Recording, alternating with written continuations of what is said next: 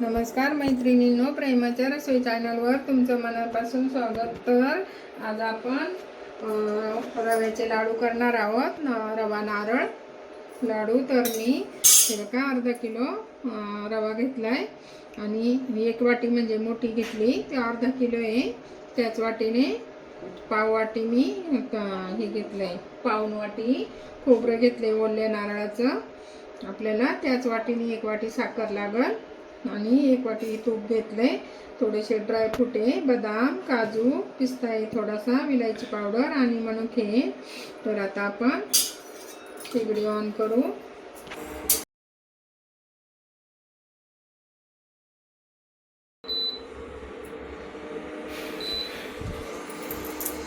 हे बघा, आता मी कोरडाचा रवा आधी वाटीभर आहे, अर्धा किलो आहे म्हणजे मोजून घेतलाय. आता आपण हा चांगला आधी सुक्काच भाजून घेऊ.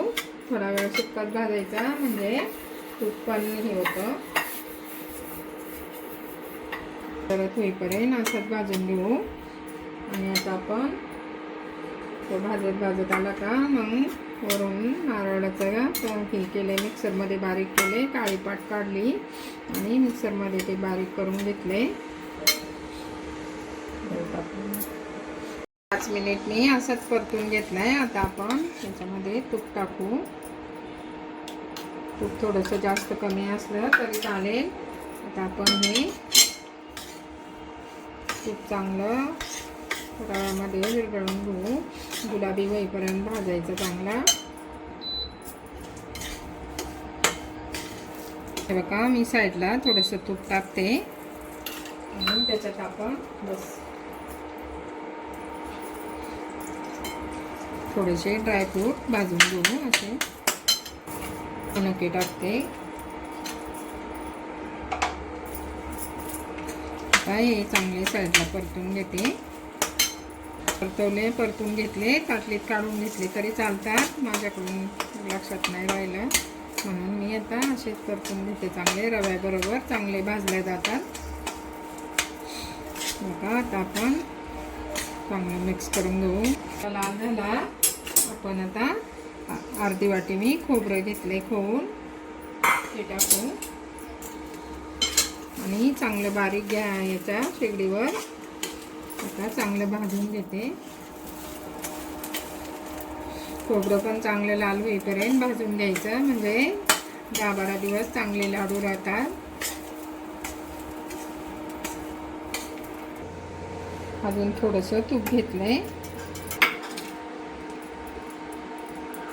पण पाकातले करणार आहोत ना, त्याला 1 वाटी तूप बास होतं. मी वाटीत होतं तेवढं आता तूप घेतलंय. आता आपण चांगलं हे रवा खोबरं पण भाजत आले. चांगलं असं गुलाबी होईपर्यंत भाजून काढायचं. एका 15 मिनटं झालेत. मी बारीक ह्याच्यावर शेगडीवर भाजले. आता आपण अजून 5 मिनटं भाजू आणि नंतर पाक करून घेऊ. हे बघा, आपला रवा आणि खोबरं, हे ओलं खोबरं होतं ते चांगलं लाल होईपर्यंत भाजले. आता आपण शेगडीवरून खाली उतरून घेऊ. आता आपण कढई दुसरी ठेवली. आता मी साखर टाकते अर्धी वाटीला, थोडीशी जास्त आहे आणि आपल्याला साखर भिजन एवढंच पाणी टाकायचं. हे बघा, आपल्याला 1 तारी पाक करून द्यायचा आहे. अर्धा ग्लास होतो, एवढे उरले, एवढंच बस आपल्याला.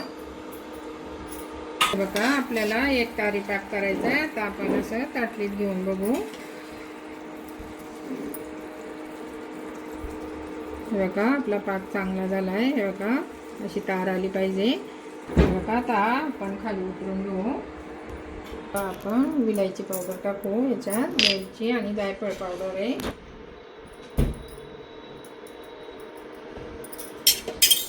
आता आपण हा पाक केलेला त्याच्यात ओतून घेऊ.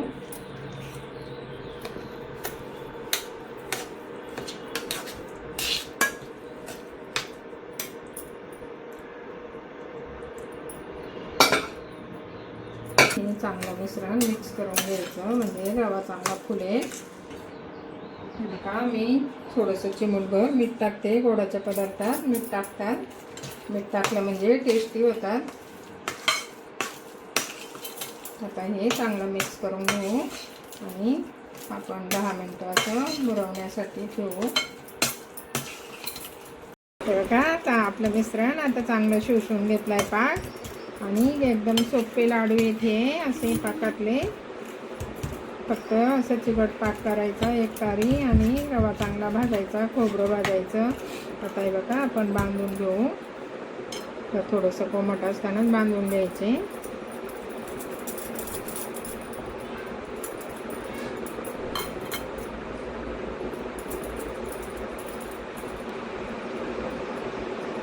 हे बघा मी अशा पद्धतीने सगळे बांधून घेते.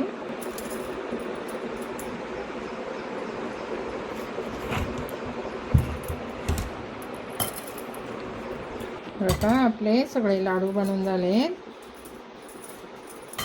हे बघा शेवटचा लाडू आहे.